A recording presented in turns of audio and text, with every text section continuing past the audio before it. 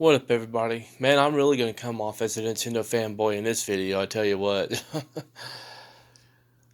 I mean, I got a Switch too. It was yesterday I got it. Yeah, sure, I ain't had it very long. The only game I've got for it so far is Donkey Kong Bonanza. Well, actually, it would have been like 2 days ago because it's past midnight now. But so it's Tuesday now. So yeah, I got it Sunday. But nonetheless, though,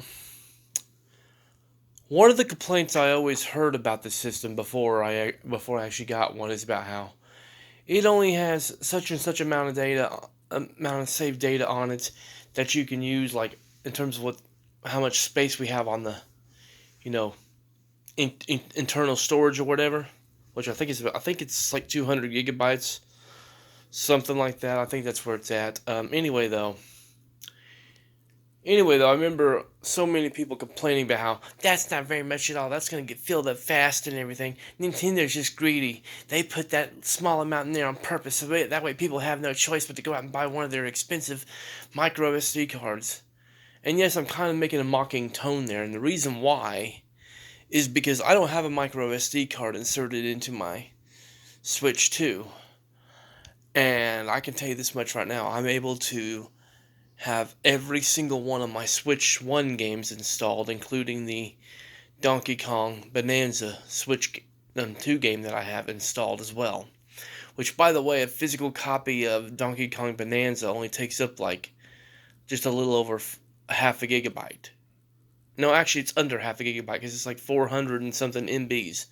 So yes, it's less than half a gigabyte for that big of a game, you know. But how many games do I actually have installed? Will I have installed, rather, by the time I get finished having the 2 games that I have left to install on the Switch 2?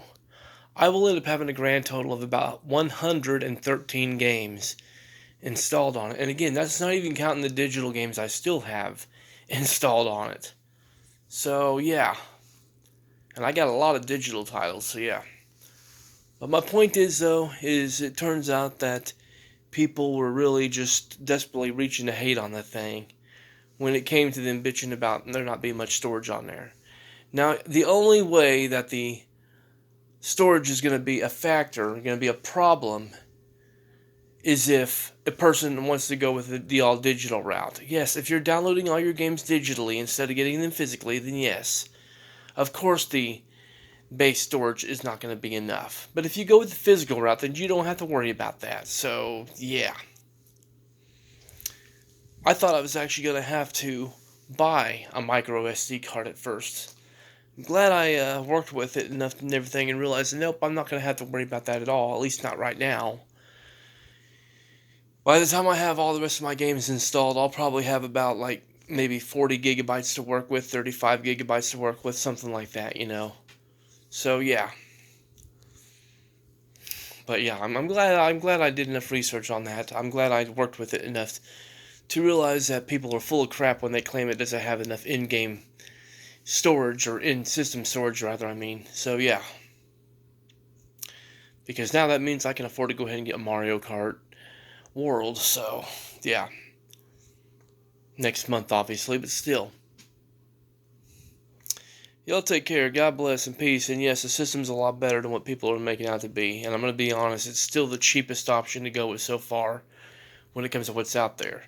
The system costs cheaper. You don't have to be in no hurry to get, extra storage like what you would with the PlayStation 5 or the Series X. And you're not going to have to be out as much money to get the online service. It's only $20 a year for Nintendo. I guarantee it's a lot more for that for the PlayStation or Xbox. And I know that for a fact since I also have a Series X, so, yeah.